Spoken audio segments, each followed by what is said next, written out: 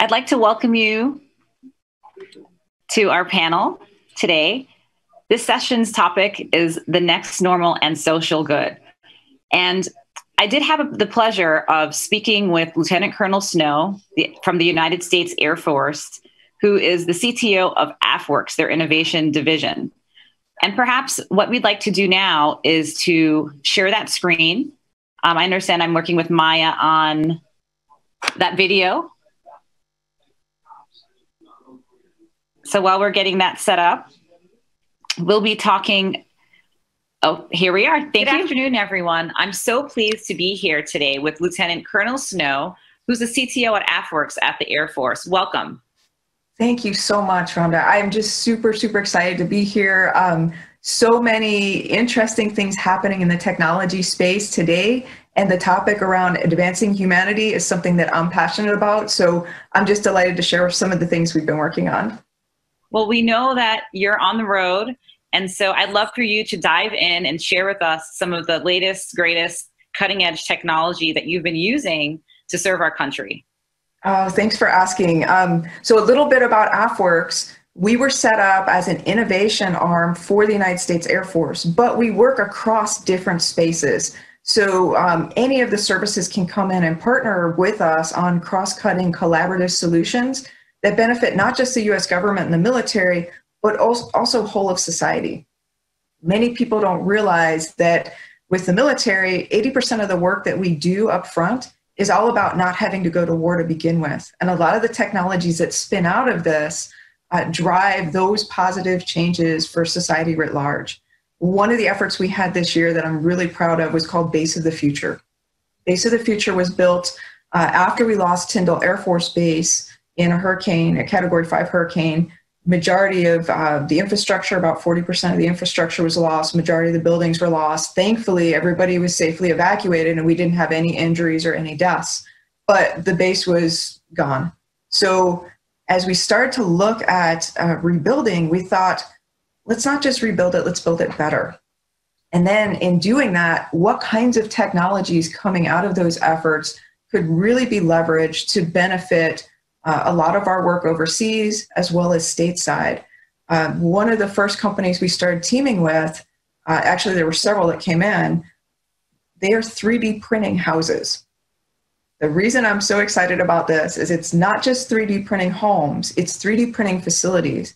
And this means you can use local materials, so the soil where you're at, they have soil scientists that will come in and register that. At the same time, you're building these homes or you're building these facilities. They're environmentally sound and smart. They will withstand hurricane force winds. You can structure them in all kinds of really innovative designs to enhance their efficiency, to scale the footprint appropriately, and they're super affordable.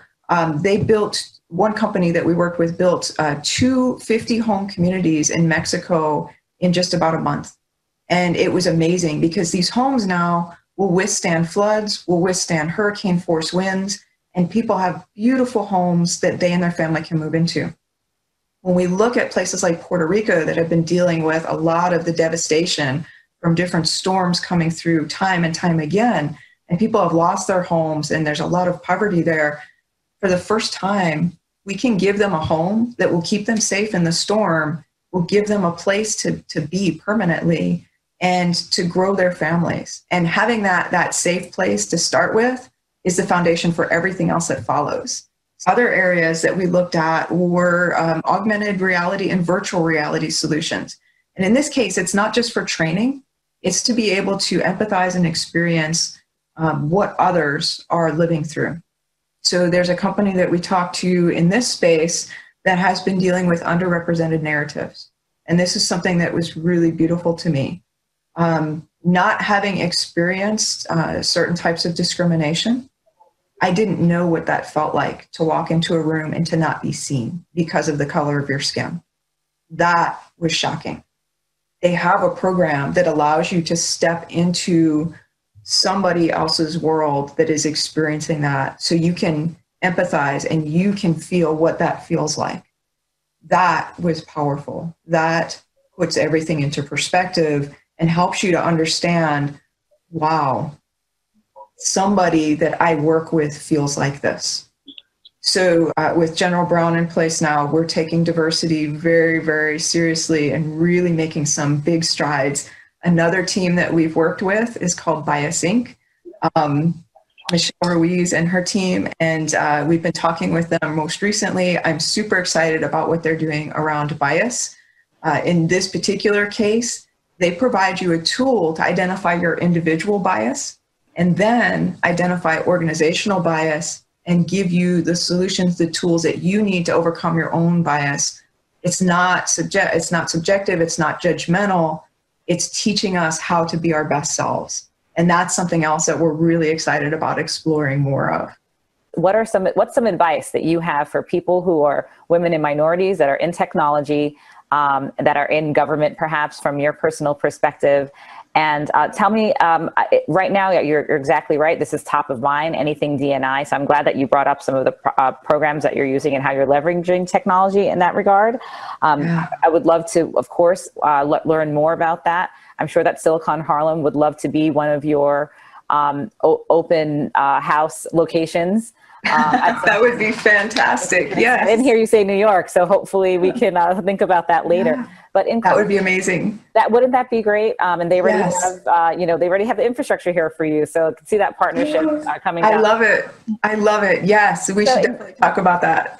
Yeah, I'm sure that that Clayton and Bruce would be more than happy to. So in closing, I know that your time is limited.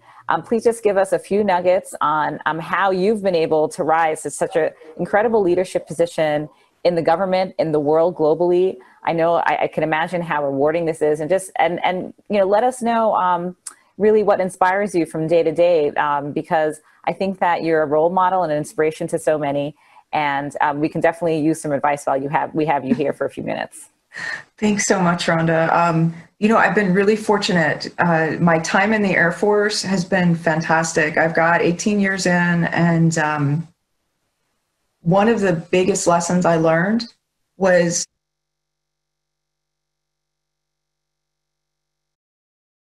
So that was such a treat. And thank you. Welcome back. Thank you, Clayton. I'm sorry I had to, I did that edit myself, which is encouraging everyone to go to our YouTube channel and see the whole interview. It's actually up to almost a 15-minute interview that Rhonda did with with JJ Snow. It's extraordinary. So please go watch the entire video at our Silicon Harlem YouTube channel. In the meantime, turn it back over to Rhonda some people were saying, why does she have two different outfits on? And the answer is that was pre-recorded. Now you're live. Well, thank you, Clayton. That was really such a treat to be able to meet Lieutenant Colonel Snow a few days ago. Unfortunately, she wasn't able to join this panel, but we're so excited to have our panelists for the next normal and social good topic. These are people at the cutting edge. These are next generation humanitarians that are leveraging science, technology, and public policy for advancing humanity. And so to start, I would like to first give a short introduction of Dr. Canuto from the Brookings Institute. He's had a great career working at the IMF, at the World Bank, and he's particularly focused on the New South. So we'd love to hear more from him. And his achievements are very vast, but we particularly want to focus on today. What does he see happening post-COVID? And how can we use all of the great learnings from working globally to see how we can locally apply some of what he has seen in the best practices here in New York City? And John Paul Farmer has been an amazing partner with Silicon Harlem. Some of you may have seen the article yesterday that's made big news around the digital divide initiatives that the city is spearheading. And Mr. John Paul Farmer, we actually had a great experience working for President Obama together.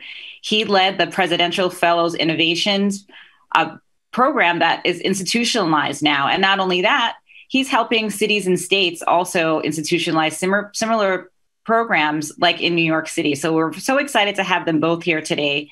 They're really just gems and leaders in this area. And so I'd like to start with Mr. Farmer to give a short overview, which he shared with some of us at the beginning of the year, the plans around closing the digital divide here in New York. But I would love to hear more about what's changed. And really, I want you to talk a little bit about, from your sphere of influence, how do you see you being able to make an impact? And how do you define advancing humanity? Thank you, Mr. Farmer.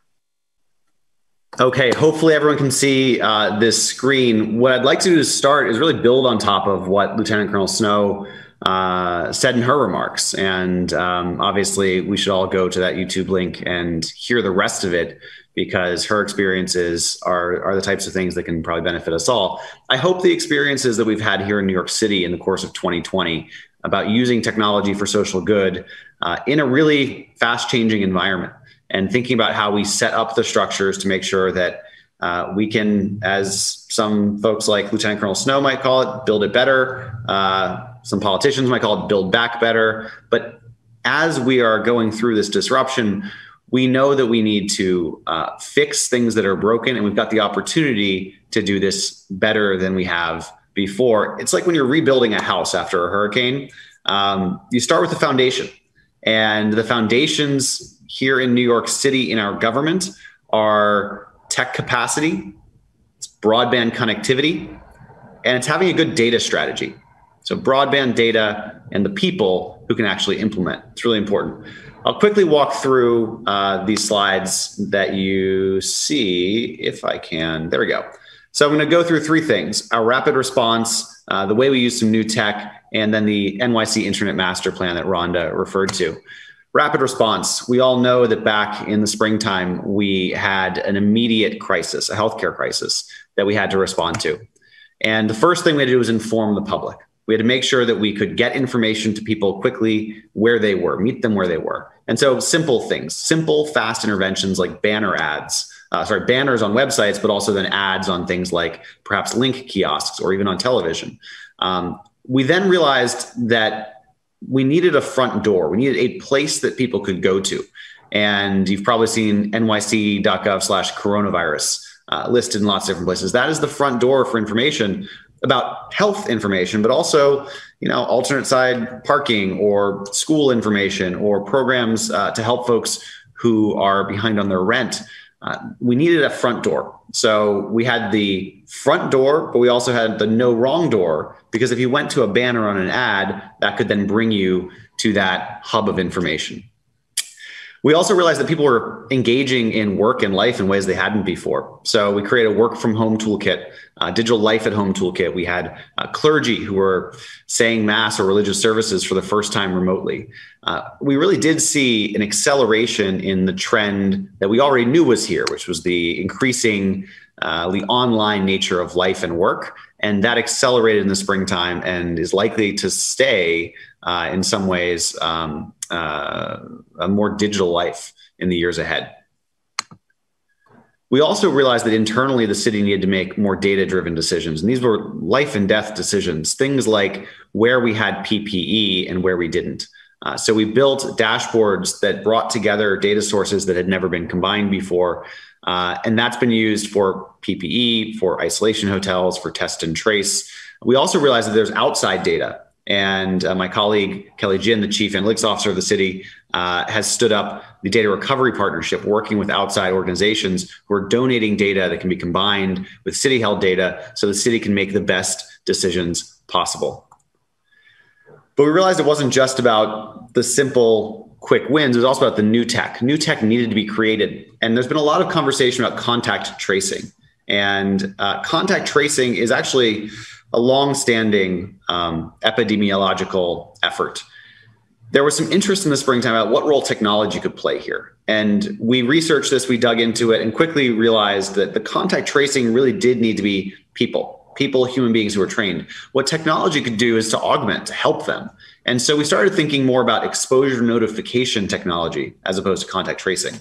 So the contact tracing is the people, really important function. If you ever have a reason to be contacted by New York City's contact tracers, it's important that you engage with NYC Test and Trace. Exposure notification is a really promising tool in the toolkit. And we looked at what was done in Singapore, in Canada, and just recently, New York State came out with its own product, working in collaboration with private sector companies like Google and Apple. And it's so important that this technology, because it is new, that it be trusted.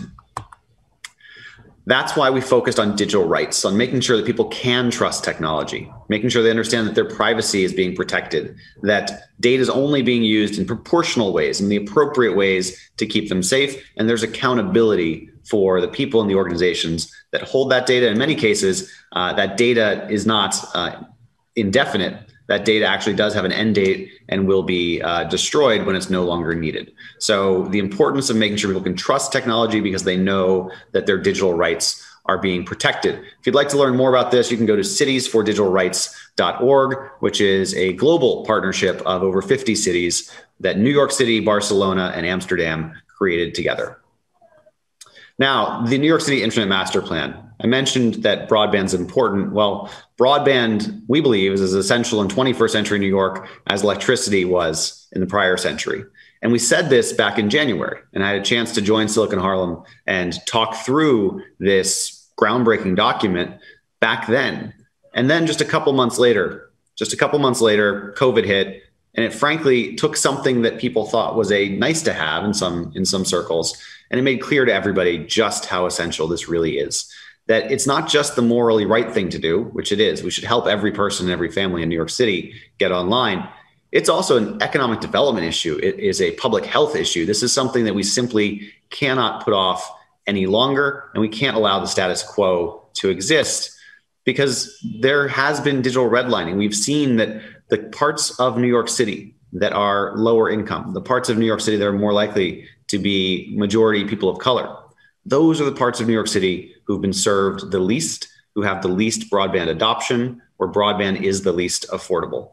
And you're looking right now at the differences across the city in combined home and mobile broadband. And then on the right, where commercial fiber choice exists. And you can see in that on the right, the investment has gone into Midtown Manhattan, downtown Manhattan, a little bit in downtown Brooklyn, and so much of the city and so many of our business districts around the city. When we think about the need to compete online, that everyone now is competing with the big global players. The mom and pop shops need to be able to compete too.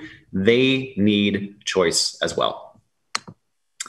So we started acting in phases. As rapid response, phase one, after shipping 300,000 tablets to school kids, great work done in a really difficult situation by the Department of Education there. We focused on some of the most vulnerable people during the COVID pandemic, older adults living in NYCHA housing. And we delivered 10,000 tablets to them. What was so important is it wasn't just the tablets that went to these folks in 288 different communities around the city. It was also the digital inclusion, the coaching, the support that so often is necessary when people are getting connected for the first time. We've got some amazing stories here of people being able to get their groceries, being able to visit with their doctor, and really importantly, being able to connect with their families and do it safely from home. The second phase was a rapid response request for expressions of interest. This is following up and following through on the Internet Master Plan's promise to engage and partner with private sector companies and community-based organizations. So we issued this rapid response RFEI and we got 30 responses back very quickly. Of those, a number of them are moving forward into licensing to put equipment into NYCHA facilities where it didn't exist before and to deliver low-cost service. We're talking about service ranging from free in some cases to $15 or $20 a month, a fraction of what the prevailing market prices are, making this much more affordable to tens and tens of thousands of New Yorkers. And where we are now is we're on the cusp of issuing a citywide RFP, or request for proposals. And this is really taking the RFEI and the success that we saw proved out there and that the mayor saw proved out there. And he said, we need to do this at scale and we need to do it quickly. We need to accelerate the implementation of the Internet Master Plan. So he committed $157 million in capital dollars to infrastructure, making sure we have open access, conduit, and fiber so that more companies, small businesses, community-based organizations can come in and compete and offer competitive low-cost products. What's also really important here is it's not just money going into fiber in the ground. It's also the city's assets, hundreds of thousands of micro assets around the city. Think of rooftops and poles and bus shelters, fire department call boxes, putting those on the table so that organizations can come to the city and tell us how they would use that productively to close the digital divide. That's never been done before. And this is being done, both of these things, the scale of the asset coordination, the investment of dollars, both of those are record setting in terms of the level of municipal involvement in closing the digital divide. This plan has been called a lot of nice things. And you heard earlier from Vint Cerf. That was one of the most important, in my mind, endorsements that we received. But also folks like Larry Irving, Gigi Sohn, Blair Levin, fantastic experts in this field who looked at what New York City is doing and gave it the thumbs up. And so we know we're on the right track. And when I look back at what we've done in 2020, I see a playbook that others can emulate. And we've got to build more tech capacity in governments, in our communities and society. We need to respond to immediate needs. So you don't always have the luxury of time, of waiting it out, of following the timeline that you'd expected. Sometimes you need to be able to respond quickly. And while you're doing that, it's so important that you get out of the reactive mode. We start looking ahead and around corners. And as soon as we have a handle on the immediate crisis, as we were facing back in March and April, we started looking ahead at what we need to do next. And to do that well, you're going to leverage digital tools because digital tools work at scale. But as you build these digital tools, you've got to keep in mind the people who are going to use them. Who are these people? What do they need? How do they use things? And to the extent that you can talk and test with real users, you're going to get better outcomes. And then the last thing is really based in humility. And that's recognizing that nothing is ever perfect. And we're always improving and we're always iterating. And that's what we continue to do here in New York City. We're improving and iterating based on what we've learned. Every day we're working to serve the people of New York better through technology and innovation. So thanks so much for listening to me. I'm really looking forward to this conversation. Thank you very much, John Paul, for everything you're doing to close that gap.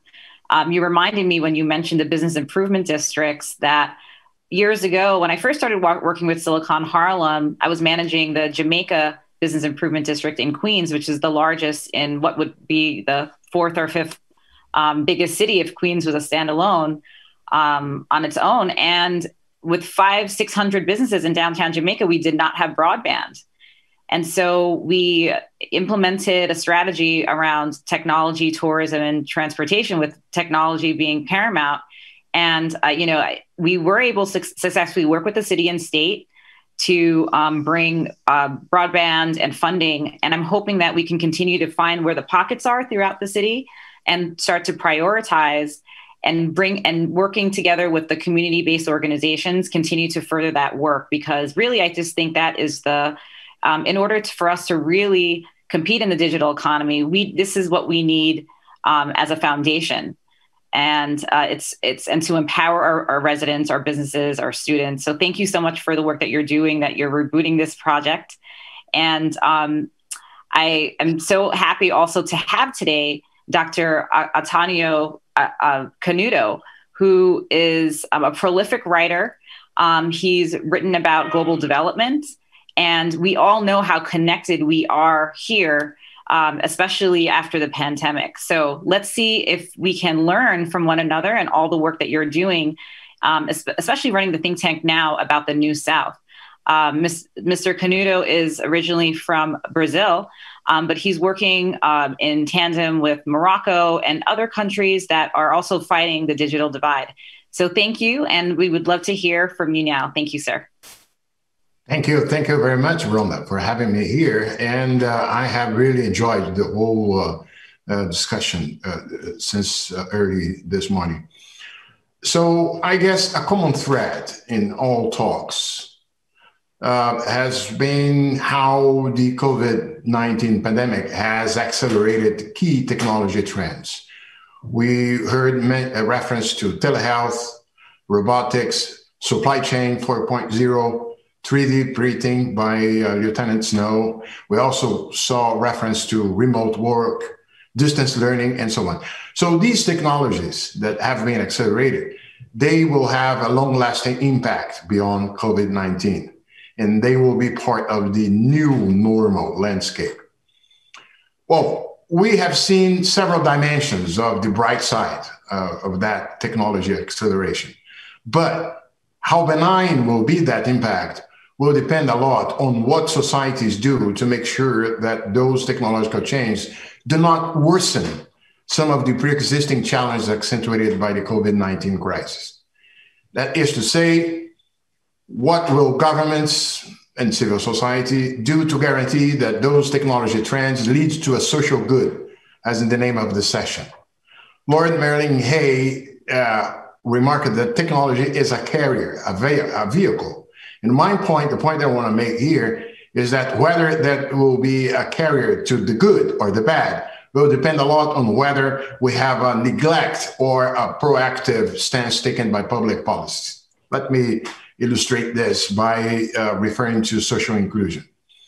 COVID-19 will leave a legacy of income concentration everywhere, as the economic effects have been harder at the bottom of the income pyramid. Restrictions on mobility have affected particularly those workers who need it for a living, and only a fraction of the occupations can be performed remotely from home. Voluntary or mandatory social distancing has also impacted workers associated to service that need personal contact. Tourism, hospitality, personal service, and so on. Labor-intensive businesses such as retail, food, and logistics have been the worst hit. Concerns about distance learning also include the possibility the technologies could create a wider divide in terms of digital readiness and income level. There have been reference to this. And importantly to remark that distance learning, for instance, could also create economic pressure on parents, more often women, who need to stay home to watch their children and may face decreased productivity at work. The point is that don't take some of these transformations that we have watched in the recent past as something temporary. We're not gonna go back to where we were.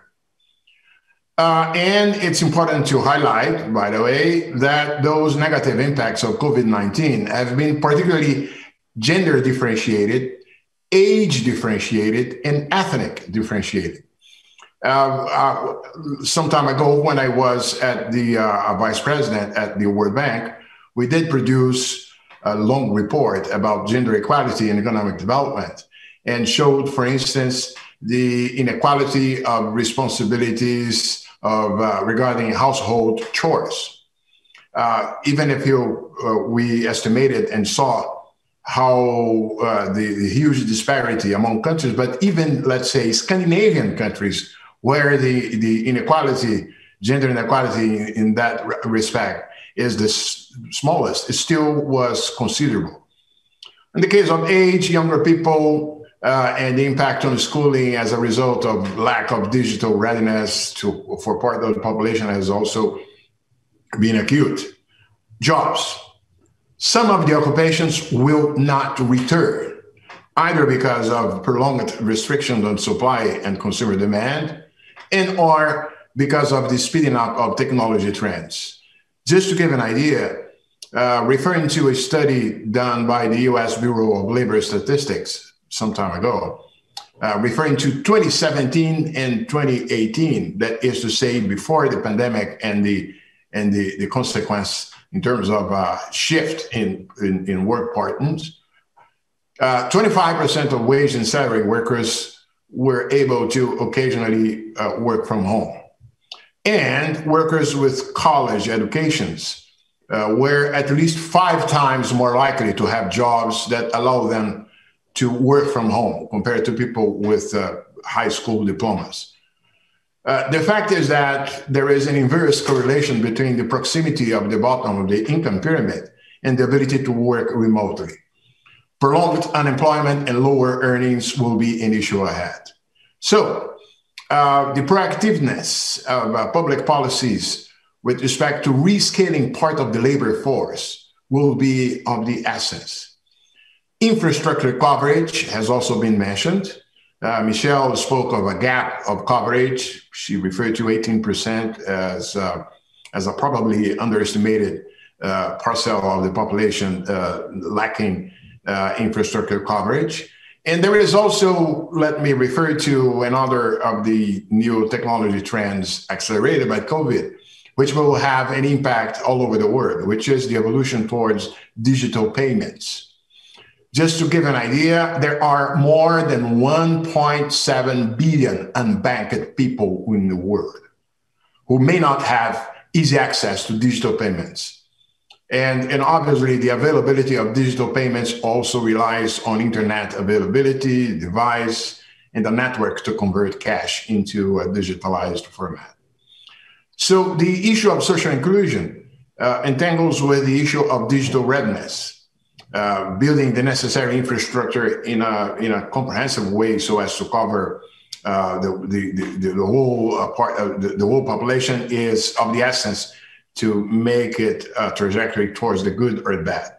Laws and regulations must be updated to accommodate remote work.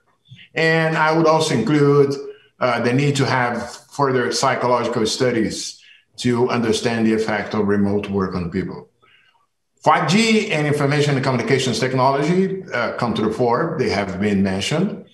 All the technology trends mentioned along the debate today rely on a stable, high-speed, and affordable internet, and the adoption of 5G will likely increase the cost of compatible device and the cost of data plans.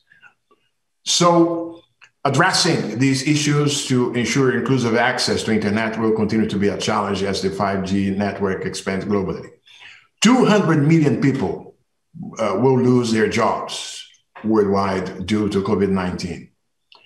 How to mitigate the impact on the larger workforce and the most vulnerable is the issue across all industries and countries that deserves not only attention, but also a timely and human-centered solution. We cannot simply watch the public sectors to neglect, to cross their arms with respect to such a challenge. Addressing both digital readiness and social inclusion, both together, will be necessary to make sure that the next normal will be something close to social good. Thank you. If I can just chime in and agree. I know it's often more interesting when panelists disagree, but I just want to agree with so much of what Dr. Canuto just said, that we are facing these disparate impacts that have affected people in our community differently, depending on where they live, what kind of job they have, level of education, age, and certainly we see different impacts across race and gender. And so that means that our response has to take that into account.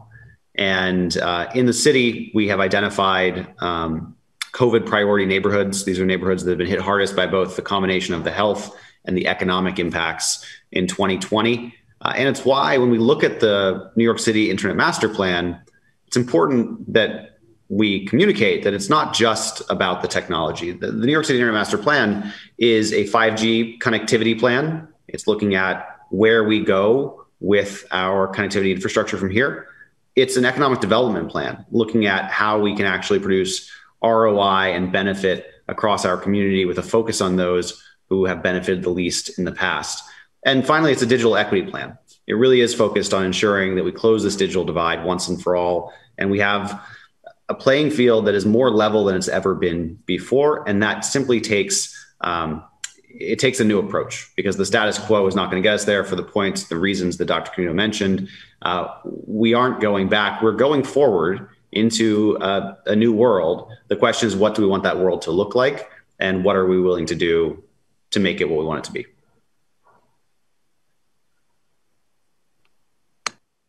Thank you. Thank you very much, Mr. Farmer and Dr. Canuto.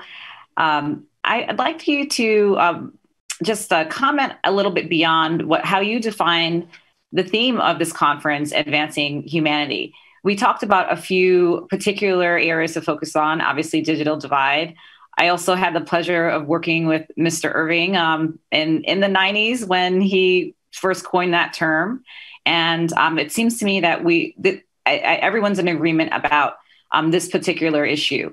I'd love, from your perspective, you've had many experiences, these panelists, from government to private sector. How else can we define advancing humanity in respect to leveraging technology to do that. And then I would also love, if we can, to open up, if anyone has any questions, because we only have, I think, about 5 or 6 minutes left.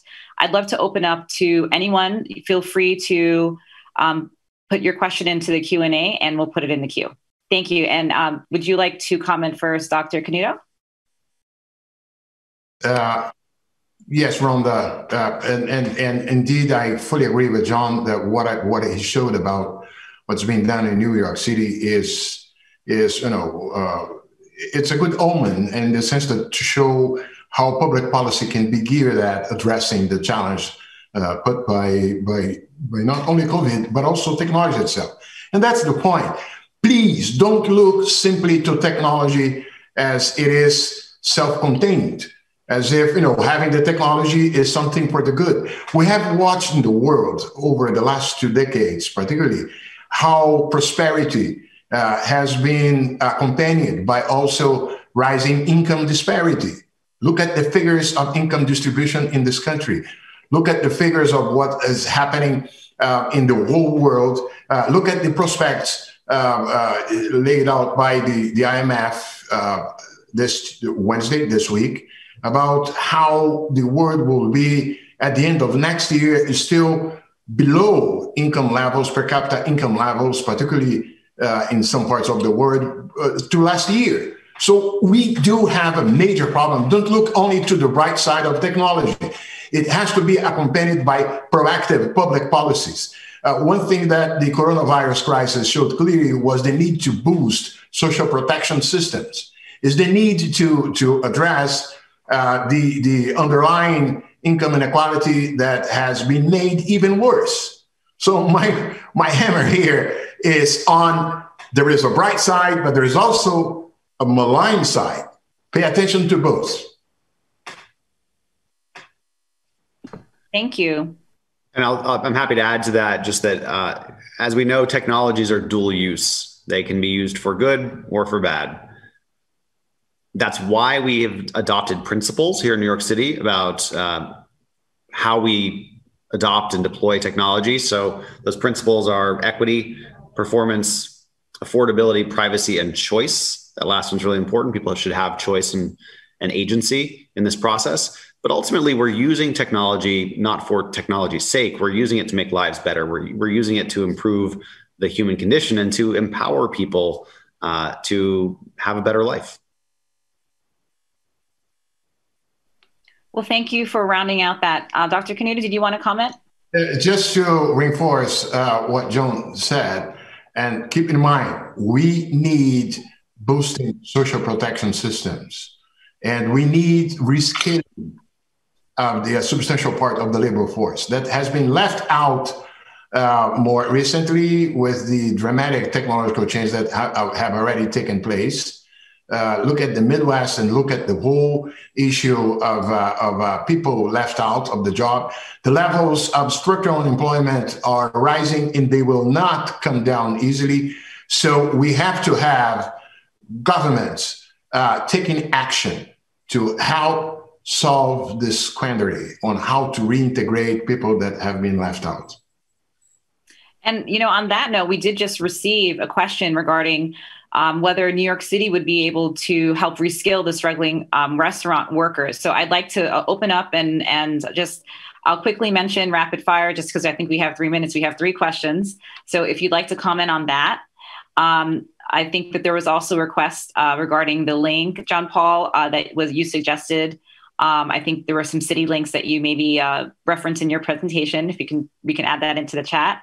And lastly, but very importantly, I think that also, in terms of advancing humanity, we are looking at health and quality of life a lot more acutely when we talk about how can technology really advance humanity and put health and the individual a more human-centered approach, including our air quality. And so there was a question about that. If anybody would like to comment on how we can improve our indoor air quality. We know we're spending a lot more time inside these days and would love to hear your thoughts also in general about health tech.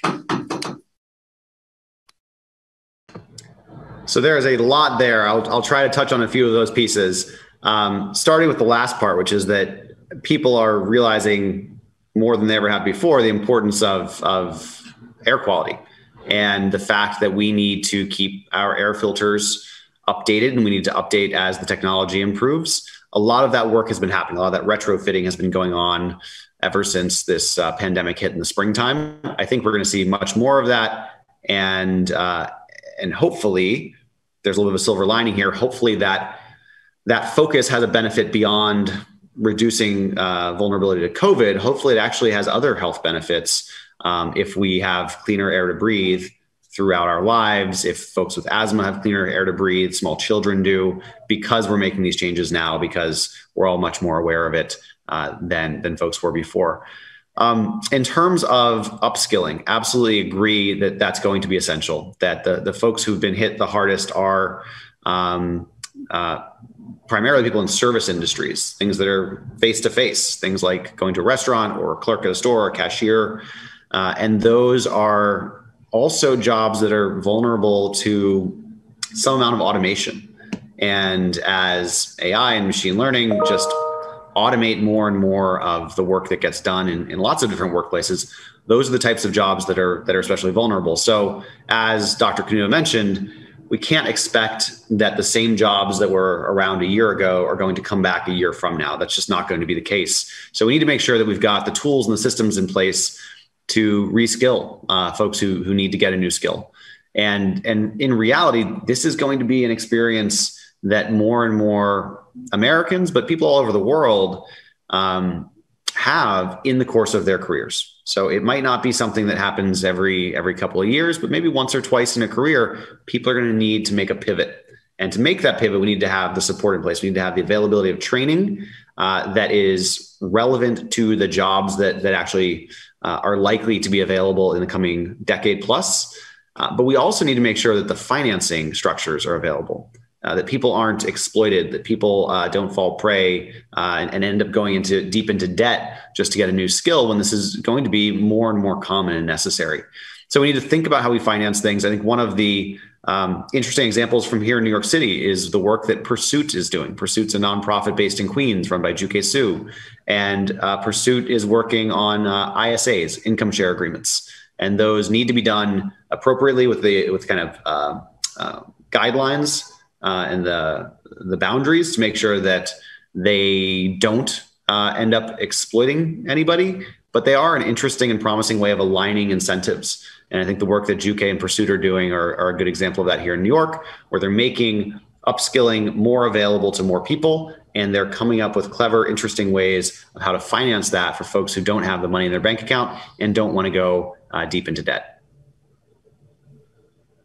With respect to the health, there was another question that came just about 5G and the impacts. What's the latest that we're seeing there?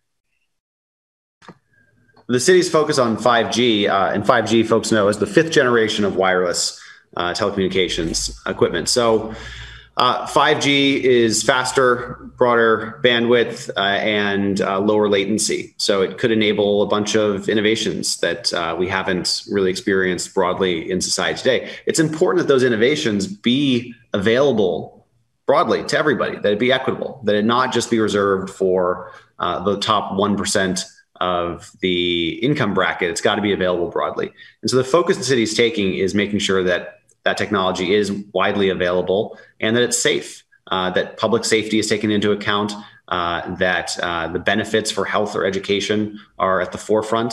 And that's the approach that New York City is taking. I know there have been some concerns expressed about the impact of the radio frequency itself, millimeter wave, for example.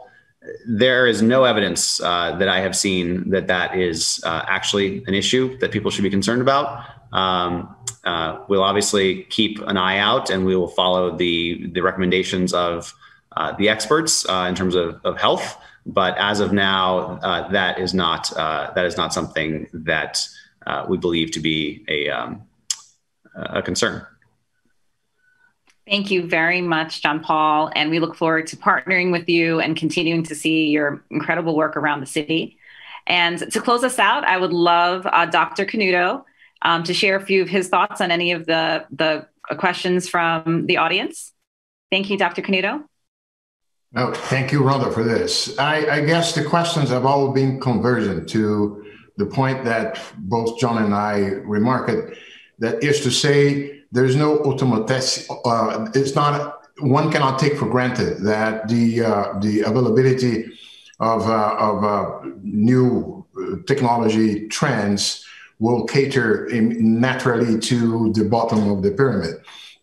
To a large extent, the COVID-19 has reinforced, has accelerated history in the sense that it has shown to all of us the need to have more cooperation among countries, including to face the major challenge faced by mankind in the future. This is not going to be the last epidemic. This is not the pandemic.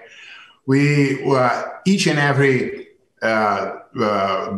problem faced by mankind, be it climate change, be it how to deal with cybersecurity and so on, they will need cooperation. They will need working together rather than the inward orientation that has prevailed as a response to COVID-19.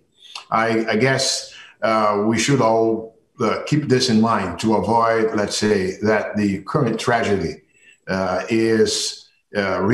stays impeding us to face those challenges. Thank you. Thank you very much for having me here. Thank you, everybody. Thanks, all. And I want to say thank you, too. This was an extraordinary panel. I was very impressed with everyone's comments, including JJ Snow. But the in-depth, if you will, or the amount of data and statistics and facts. I mean, Canuto's a walking computer. I mean, I don't know how you do it. That's just amazing. And of course, John Paul Farmer, one of my dudes, made a presentation on the blueprint in Silicon Harlem in January. I think it was one of his first public speaking of the blueprint. So we are very proud to see the progress that's been made here in New York City based on a lot of his vision, and we support it wholeheartedly. Thank you, guys.